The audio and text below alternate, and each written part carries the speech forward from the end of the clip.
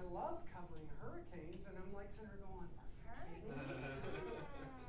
there's tornadoes in hurricanes. Yes. I wouldn't even know what to. No, I've never covered a hurricane. Oh, It doesn't look like fun. it's misery. It is. I don't like to be wet. Well, Well- that it's just power, and then Right. Oh yeah. gas is a big concern because if you have tanks, yes, they'll last. Yeah. But Yeah. only last for a few days or a day or two. And then you got to go And then drive for 100 miles to go get gas, and then when you get back, you got to use all the tanks up. Yeah. Merry Christmas to you. Hurricane, I don't know. How they treating you over there? Yeah. I heard because of the terrorists, because they fuck up and they, the inside shot it. It's not even just the actual hurricane itself is bad enough, Okay. but it's like if you're at a tornado, Oh, yeah. it wipes out a big swath. Yeah. Very nice. But right over there, you've got electricity and gas and clean hotel and all that kind Yeah. of stuff.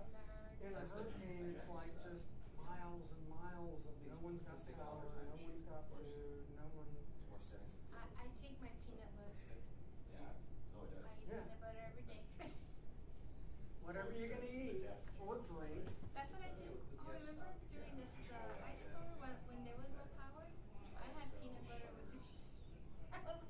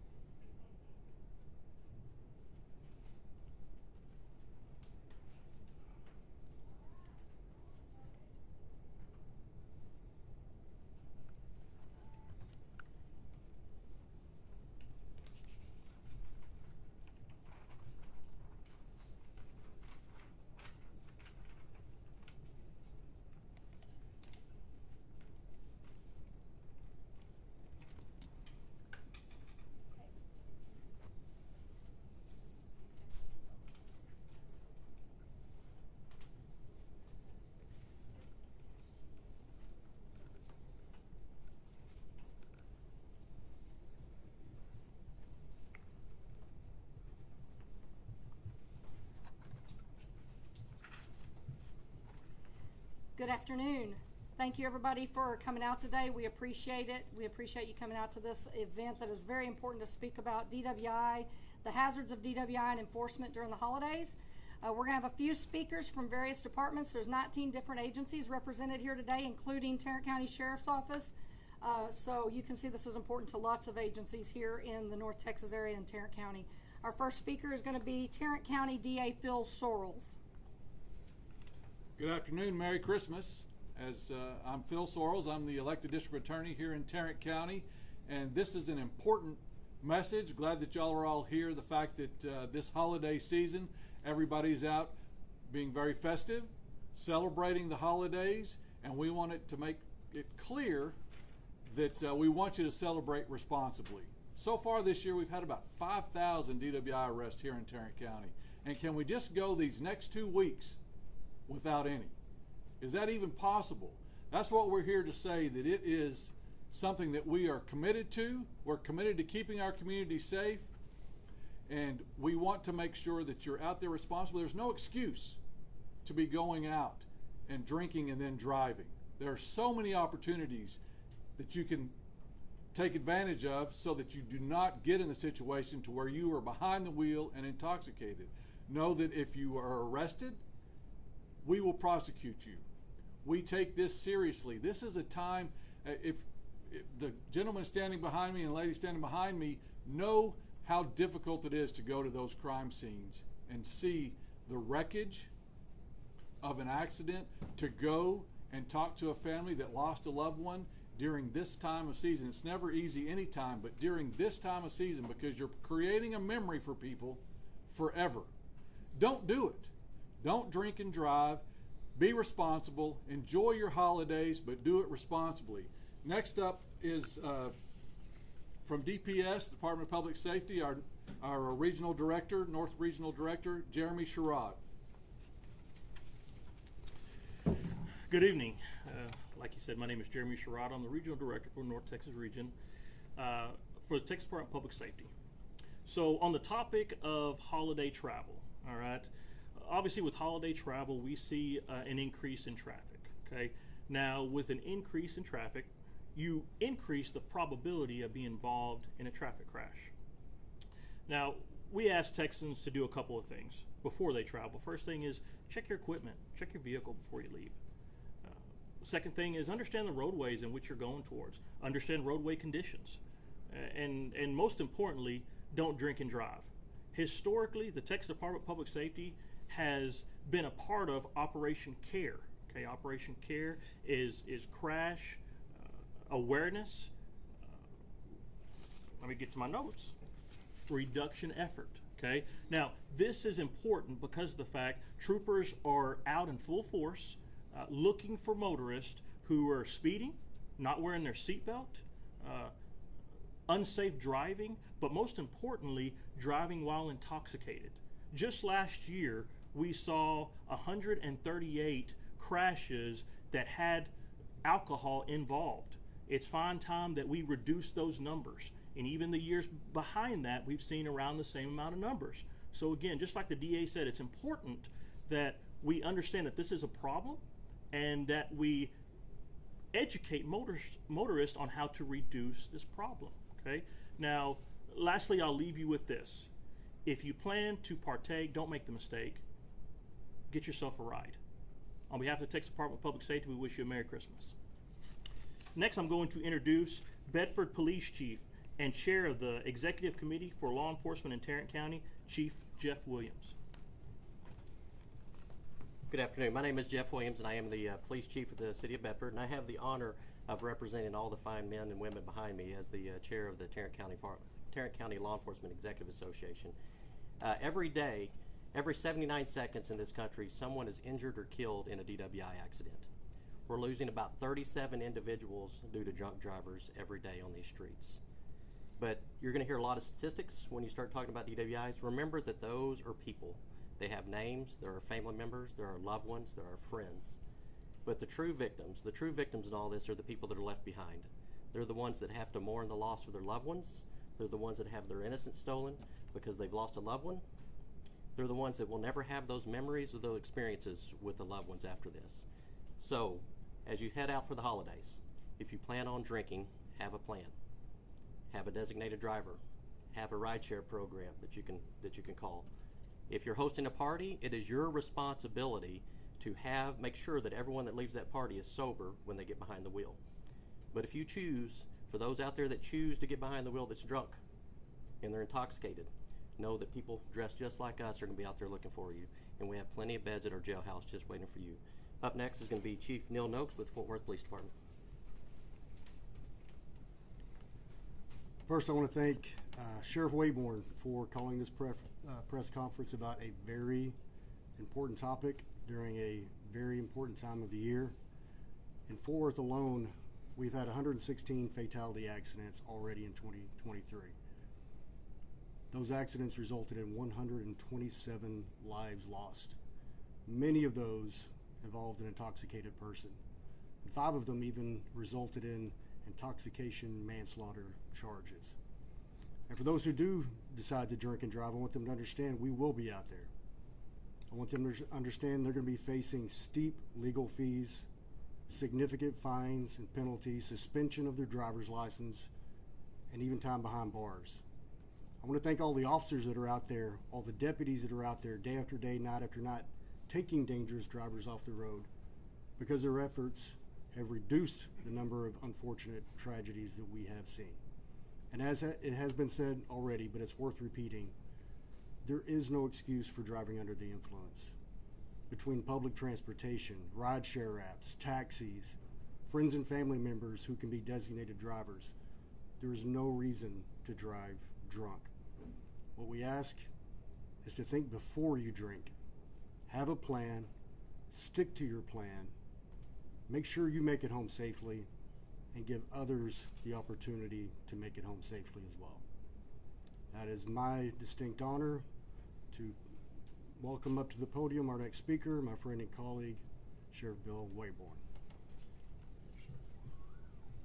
Well, first of all, thank you all for coming. As you've heard, this is a very serious thing, and the people standing behind me today have committed to go out and seek out DWI drivers over the next 10 days. And what that really means is that these agencies are going to be paying people overtime. They're not going to be home with their families so everybody else can be.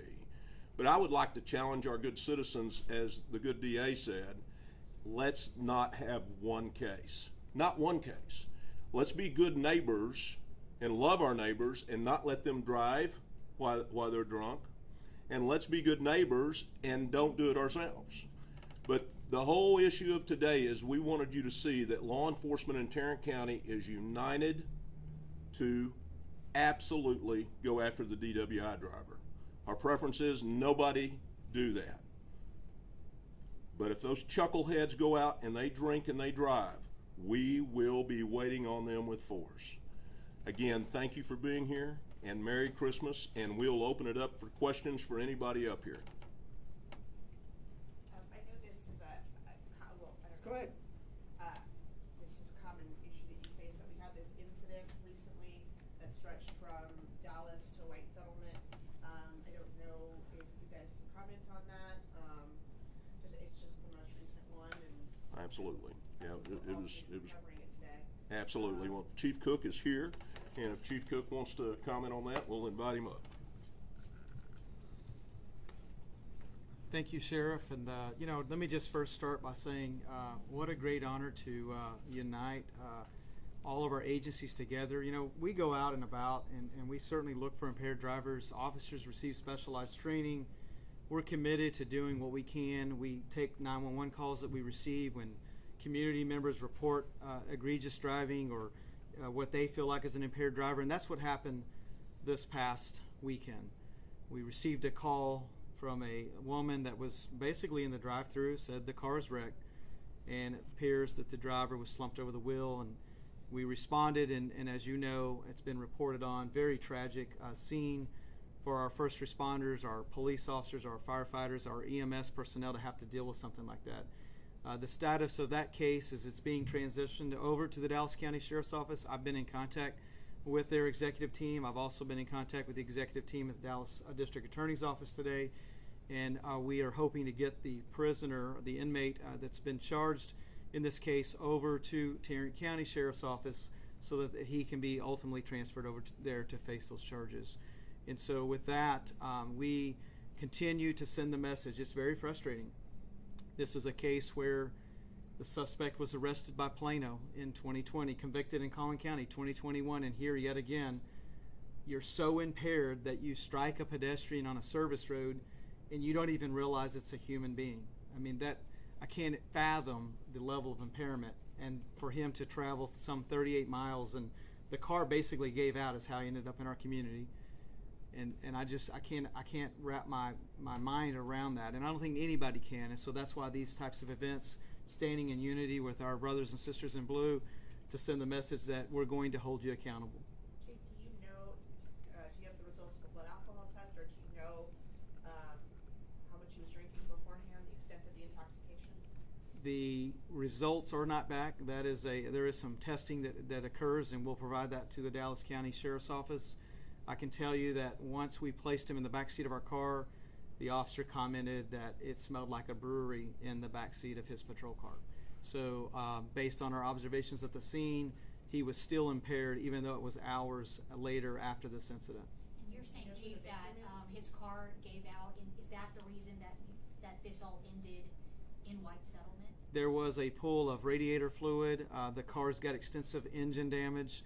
And so our belief is that the car would not start back up and continue further. Any idea where he was going? I have no idea. He lives in the city of Arlington. We know Arlington shared with us, based on license plate cameras, that he was heading eastbound towards the city of Grand Prairie. At some point entered the city of Dallas, and then the collision occurred in Dallas. Came back westbound on Interstate 30 and then took the Las Vegas Trail exit. What can you tell us about the victim?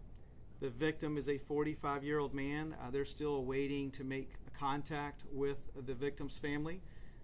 It is possible that the victim was standing at the intersection there at the service road at Cockrell Hill, and we'll relay back to Dallas County Sheriff's Office on what they've been able to determine if there's video. But to our knowledge, he was standing near the intersection when he was struck. Can you say, was this victim homeless? We don't know for certain, but we're operating under the theory that he may have been homeless in that area, which is super sad on top of everything that happened. And that is based upon just a friend had come forward saying, my friend used to live in this area. He's not come home. Do you know, was it my friend? And so that is what we're operating on, that he's possibly was without a home. And I hate to be gruesome, and I want to get the sheriff to talk about this, but to think of what happened to this person, this human being, what was left there, and what ended up in this other scene. Yeah, there's no words to explain what happened in this. It should not have happened. As we've alluded, there is no excuse. As the Fort Worth chief said, we're committed to bringing justice to this victim. But again, I want to thank certainly the team behind us that are committed to going out, putting resources on the streets to try to intercept drivers that do not make good decisions, because these are preventable cases. Thank you, Chris. Any other questions? I got one for the DA, and I'm sorry, it's on the same thing. Will you be able to prosecute this crash, or will that be exclusively in Dallas County? Well, the crash, as you just heard, is in Dallas County, so the jurisdiction will be in Dallas. Mr. Sorrells, but if it were your case here in Tarrant County, where y'all say that y'all take this very seriously, what would this man be facing? Well, intoxication manslaughter. So that's. Is there any room for him to not face that heavy of a penalty, if you will? Well, I mean, you're asking me for like a crystal ball about what did happen and what could happen, and I can't tell you until I get all those facts. But what we do know now is that this happened in Dallas County. It'll be referred to the Dallas County District Attorney's Office, and they'll handle the case. Sheriff, I'd like to. I will tell you that one thing about, I mean, and I alluded to it before, what these gentlemen see at these crash sites. It's not anything like what you would see a gun would shoot someone. These are gruesome. What a car can do to a body is just, it's something you just don't want to have to see. And unfortunately, we see it all too often. And we're trying, that's why we're here. We're tired of it. We're tired of seeing that happen to our citizens here in Tarrant County. It's something that is totally preventable. The one thing about driving while intoxicated, it crosses all sections of our society. It's not just what you might call a criminal element. It is everybody could be involved. Just driving on the road, you don't know who's driving out there with you, that you can be hit. You're going out to a party. You didn't intend to commit a crime that night, but you did. So this is serious, but it's preventable. Let's get serious about it, and let's think about it as a society. Work with us in keeping our community safe. It takes all of us, not just because we're going to stop it after it happened. You as citizens of Tarrant County can stop it from happening. Thank you, DA. Sheriff, what does a case like this do to you in this mission? I mean, it just all happened to be at the same time on this day. Yeah, it just happenstance, and as you heard Chief Noakes talk about, 100 of those have happened in Fort Worth, and several have happened in Tarrant County widely, and it does wear on officers. It is tragic. It is gruesome, and when you go home at the end of the day, as the DA said, it's completely preventable. This was completely preventable, and that's the points that we're driving home, is that we need to make this not politically correct at all to be out drunk and driving. Just, that's the bottom line. Sheriff, everybody's referred to drinking and drunk and all that. Intoxication also, there are a lot of, especially younger people, who think, well, I'm not drinking. Right. This is everything. This is everything. Thank you. Yes, it is. Absolutely. Any controlled substance, including marijuana, including the other drugs that are out there on the street, all of that counts to an impaired driver. This guy, it might be his second DUI. He didn't learn the first time. Absolutely. What's the disconnect? Yes, ma'am. Well, there's a problem. Is that a lot of times is that recidivism rate among DWI drivers is about 70%. So it's not uncommon at all that we have repeat offenders. Talk about increasing patrols, obviously, around holiday. Are there other steps that law enforcement can take to try and prevent this or catch people who are doing it beyond just adding officers to the streets? Well, I think that the main thing is adding people to the streets, sending a message, collaborating with you guys and sending this message out today, where maybe it'll touch some people and remind some people that this is not what we're going to do. And as with the sheriff's office, and I'll speak a little bit for DPS because they're not hesitant on this. If an agency needs help, if they think they've got a hot spot, we will send people, and we know DPS will go on and assist us also. So we will really surge if there's hot spots and so forth like that. But we will be looking for them especially, and that's hopefully a deterrent. Are there specific hours of the day where this spike? I mean, I think like around the year, 2 o'clock in the morning when the bars shut down might be a hot spot, but during the holidays, I know a lot of the times it's not at the bar, but it might be at a friend's house or family's house, member's house. There's no good time of the day.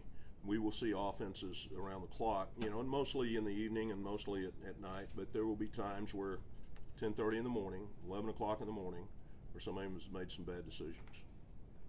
Chief, just real quick, Sheriff, excuse It's okay. me. A lot of times people say, I never see a policeman, especially Dallas.